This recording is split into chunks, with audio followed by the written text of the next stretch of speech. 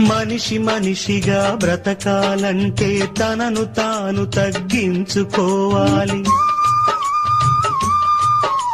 మనిషి మనిషిగా బ్రతకాలంటే తనను తాను తగ్గించుకోవాలి. మనిషి దైవముగా మారాలంటే మనసున క్రీస్తును ధరించాలి. ఆత్మస్వరూపీ నీలో దేవుడు, ఆత్మతో సత్యముతో ఆరాధించు.